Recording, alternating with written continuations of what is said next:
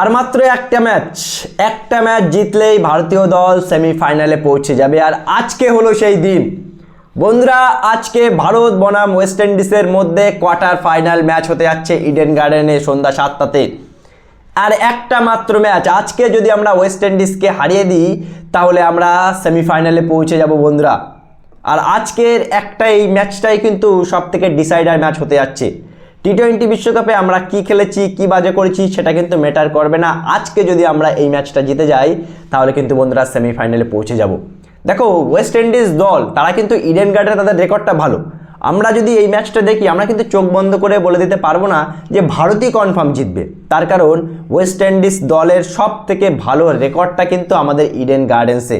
সুতরাং চুল পরিমাণেও কিন্তু আজকে ওয়েস্ট ইন্ডিজকে হালকাভাবে দেখলে হবে না। সবথেকে প্লাস পয়েন্ট বন্ধুরা, আমাদের অভিষেক শর্মা ফর্মে চলে এসেছে, সঞ্জু সে মোটামুটি ভালো করেছে ওপেনিংয়ে, 3 নম্বরে ঈশান, 4 নম্বরে সূর্য বা হার্দিক পান্ডিয়া, তিলক বর্মারা কিন্তু ভালো করেছে। দেখো মানে বিশাল খারাপ দিন না গেলে আমাদের ব্যাটসম্যানের কাজ করে দেবে, কিন্তু আমাদের একটাই ভয়, আমাদের বোলিংই কিন্তু বন্ধুরা আমাদের সবসময় ম্যাচ হারায়। আর আজকে আমাদের বোলিংও ভালো করতে হবে, ব্যাটিংও ভালো করতে হবে, না হলে কিন্তু আমরা টি-20 বিশ্বকাপ থেকে বাদ পড়ব।